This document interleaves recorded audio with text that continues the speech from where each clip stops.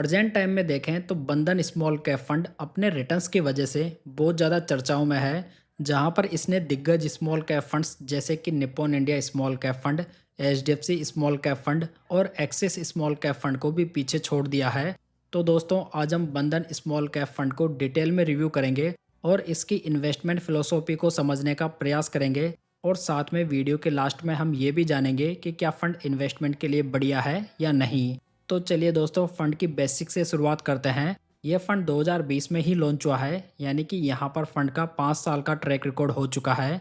यह fund benchmark के रूप में BSE 250 स्मॉल कैप TRI को फॉलो करता है। फंड का लेटेस्ट AUM देखें तो ये 17,380 करोड़ रुपीज़ है, यानी कि यहाँ पर फंड का AUM भी बहुत ही बढ़िया है, जहाँ पर आपको कोई भी लिक्विडिटी का इशू नहीं होगा। वहीं पर फंड के डाइट प्लान का एक्सपेंस रेशो 0.40% है और कैटेगरी एवरेज का ये 0.58% है, यानी कि ये फंड आपको कैटेगरी एवरेज की तुलना में थोड़ा सस्ता पड़ेगा।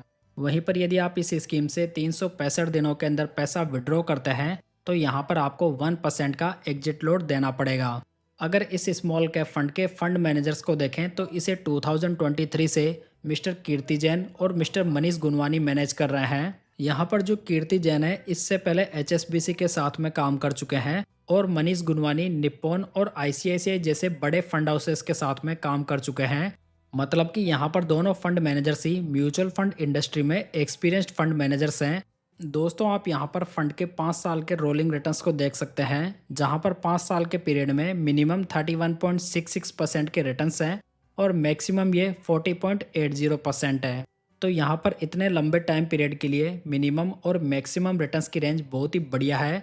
साथ ही यहाँ पर जो मोर देन 20% के रिटर्न्स हैं 5 सालों के पीरियड के लिए, ये 100% टाइम्स आए हैं, जो भी बहुत ही बढ़िया है।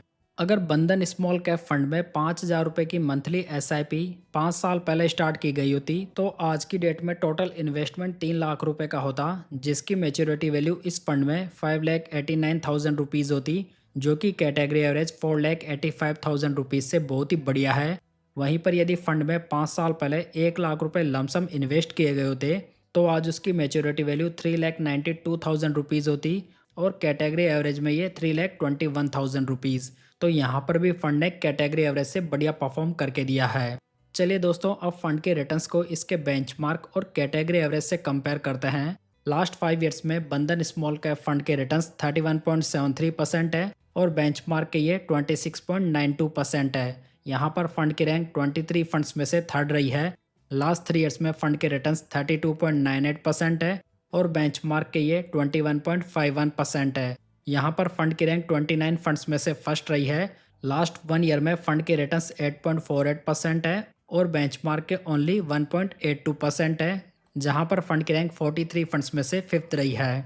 वहीं पर लास्ट 6 मंथ्स में फंड के रिटर्न्स 10.86% है, जो भी बेंचमार्क से बहुत ही बढ़िया है। यहाँ पर फंड की रैंक 46 फंड्स में से फिफ्थ रही है। तो कुल मिलाकर यदि यहाँ पर देखा जाए तो फंड जब से लॉन्च हुआ है इसने कंसिस्टेंटली बढ़िया रिटर्न्स डिलीवर किए हैं। साथ ही फंड यहाँ पर लास्ट 3 ईयर्स में पूरी कैटेगरी में डोमिनेट भी कर रहा है। चलिए दोस्तों अब फंड के रिस्क रेशियोज पे नज़र डालते हैं। अगर फंड का अल्फा देखें तो ये 9.49% है और कैटेगरी एवरेज का 1.56% है। अल्फा रेशियो ये इंडिकेट करता है कि फंड अपने बेंचमार्क इंडेक्स से कितने ज़्यादा रिटर्न्स बनाकर दे रहा है, तो ये बहुत ही बढ़िया अल्फा माना जा सकता है, जहाँ पर इसकी पूरी कैटेगरी में फर्स्ट रैंक है।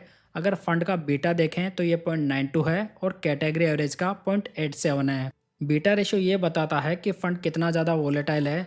वैसे यदि ये 1 के नीचे हो तो बढ़िया माना जा सकता है, हालांकि यहाँ पर ये कैटेगरी एवरेज से थोड़ा ज़्यादा है, तो इसका मतलब ये है कि ये फंड थोड़ा ज़्यादा वोलेटाइल नेचर का है, जहाँ पर इसकी रैंक 21st है। वहीं पर फंड का साप रेशियो 1.34 है और कैटेगरी एवरेज का 0.89 है।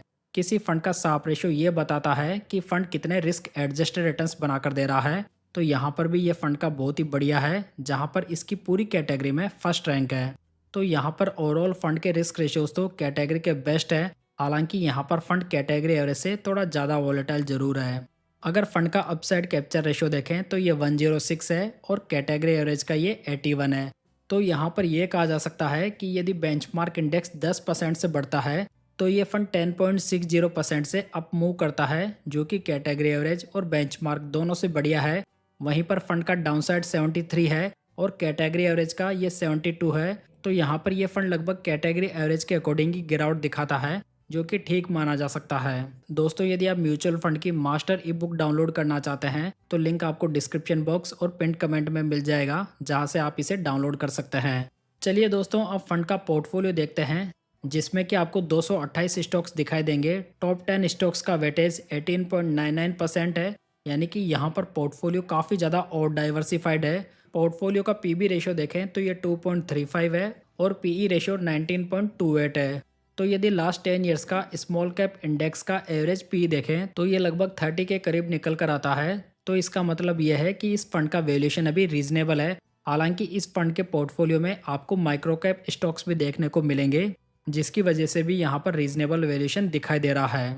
यदि फंड की प्रेजेंट कैश होल्डिंग को देखें तो ये 10.92% है, यानी कि फंड ने कैश में भी काफ़ी अच्छी होल्डिंग बनाई हुई है, जिसकी वजह से यदि फंड को मार्केट में कुछ अपॉर्चुनिटीज़ मिलती है तो वहाँ पर फंड मैनेजर इसे आसानी से ग्रैब कर सकते हैं। यदि फंड का टर्नओवर रेशियो देखें तो ये 28% है। दोस्तों, टर्नओवर रेशियो ये बताता है कि फंड मैनेजर पोर्टफोलियो स्टॉक्स में एक साल में कितने ज़्यादा चेंजेस करता है, यानी कि कितनी बार स्टॉक्स को बाई एंड सेल करता है। तो यहाँ पर देखा जाए तो एक स्मॉल कैप फंड के हिसाब से यहाँ पर टर्नओवर रेशियो रीजनेबल है, मतलब कि ये फंड पोर्टफोलियो में बहुत ज़्यादा चेंजेस नहीं करता है।